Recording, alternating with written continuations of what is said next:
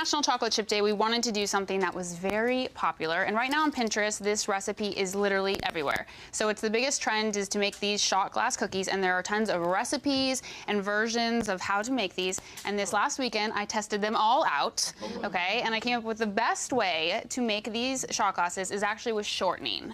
So it is a shortbread, chocolate chip shortbread cookie recipe. Okay. The reason being, when you're using shortening versus butter, if you want a chewy cookie, you want to put butter in your cookie. If you want a more crisp, firm, dry cookie, you're going to use the shortening. And when we do this, we actually get to create the shape, and we don't have to put anything in the center, because when it bakes, it will actually keep that hole, making the shot glass. Okay. All right, so if you wanted to do your basic, like, chewy cookie, you would have to put foil in the middle to keep that from collapsing on itself. All right. But we're gonna make the shortbread version. It's really good.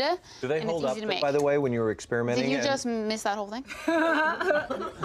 Oh. I'm sorry, I thought I was talking to my husband. Yes, so if you use this recipe, Mark. No, what I was saying, if you don't use this recipe and you use the foil, do the cookies crumble? Well, no, you'll still have the cookie, and the foil will keep it looking like a shot glass. Okay. So you can totally do that, Mark, yes. So it was a valid question. No, it was a valid question. I don't want any hate mail. I still like Mark. I thought the countermeasures there were a little harsh. By the way, we all love Mark, okay? We all do. Sometimes he just acts that's a ridiculous question. It's possible, but we love him. All right, so you're going to Can I get Adam's cell number? Okay. All right. You're going to preheat your oven to 350 degrees, and then you're going to grease your pan. And this is a mini popover pan. You can get them online. You can get them at Crate and Barrel. They're about $15. You want to grease it before you start your recipe. Now, with this, we're going to cream together the shortening and both your sugars. This is white granulated sugar and some brown sugar. And you're just going to cream this together before we add the wet ingredients. And then to this, you're going to add 1 egg yolk. No yolk about it. Oh! Now I'm really on you, right? Jeez. No, Mark says it all the time. That was excellent. Good one. And vanilla. Okay. And then we're going to add the dry ingredients. So this is just flour. And Mark had a great idea, right? Tell him in rehearsal what you were saying. Yes, to fill it up, he came with some really great ideas. What else can we put in the cookies, Mark? I'm not touching this thing anymore. No. No, it was a good idea. Instead of milk, putting milk inside the cookie, you had some great ideas. That's the way you could put ice cream in it. Ice cream. Frozen yogurt. Or peanut butter. Or peanut butter. Or even more chocolate chips. You could do more chocolate chip. We were talking about like Kahlua and like Bailey. Yes. And then I'm adding the salt too with the flour. Reese's peanut butter That's the party side. I'm gonna move down. Right. M&M's. M&M's. Oh my gosh. And then the mini chips. We're using the mini chocolate chips because they're not too big when you actually make the shot glass. They're in the regular baking aisle. Delicious, isn't it? Not eating. Alex can't have it because it has gluten in it. Of course, it's just sitting there. Could you make this with gluten-free flour, I think we have some nut butter for you. Yeah, coming up. Yes. All right, so you see this dough? It comes together really quickly. It's going to look like sand. It's very crumbly. This doesn't mean you did it wrong. It's because we use the shortening, and this is how it looks when it comes out. And then you're going to have your pan greased, and you're going to put this in here. Just like this. And this is honestly the most time-consuming part of the process because it's such a crumbly dough. It takes a while to pack it in. Okay. So you want to make it so it's about 1/4 inch thick on all sides.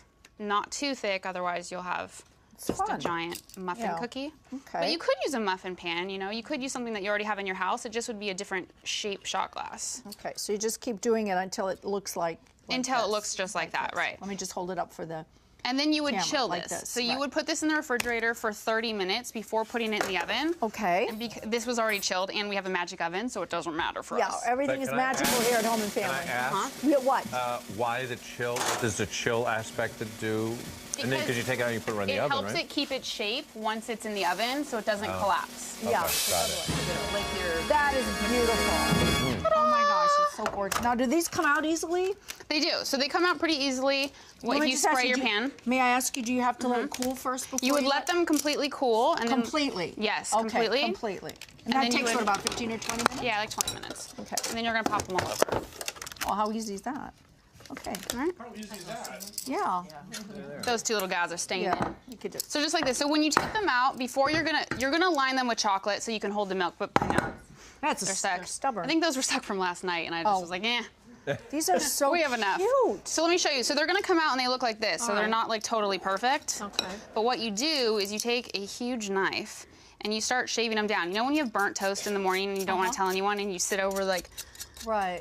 the sink like this? Yes. I love burnt Did you toast. burn the toast? No. You only smell it, but you can't. All the evidence is gone. Right. I do that all the time. That's great. Right. All right. Ah, now it looks like a perfect shot glass and no one would know. So that's what you do. And then we're gonna coat it with chocolate so it can hold the milk. So we're using the candy melts, which are I want to great. put strawberries in here. Ooh. Chop up strawberries too. That would be Yeah. Do you have any other ideas out there that you would like to put in the chocolate chip shot? You know what you could Put it on the Facebook We want to page. know what you want to put in it. What if you put ground up like Oreo cookie crumb thing, kind of like the pop? Remember the I thing you think did with the anything would be pot? good. Really, It, it's a it cookie. would, yeah. It's a I mean, that was A Michael's cookie. idea. So these are just the candy melts, whatever. and I would put the candy melts in there. yeah. So these are the candy melts. You can find them in the baking aisle. You could also use chocolate and just melt it over a double boiler. The candy melts are great because they melt right away. Here, put it in this one. Yeah, I just want, but I would just eat it just with the ganache like that, you know, like. It coats it, and the candy melts will harden instantly within about 5 to 10 minutes. You could even put it in the fridge to speed it up. And the reason we do this is so you can coat it, and then you can pour your milk in it. I like Ken's idea of putting the chocolate and the Kahlua in it and kind of mixing it up. Oh, yeah. And then put some strawberries or raspberries in it. Okay. Oh, Ken. Look at that. Look, and now it holds your milk.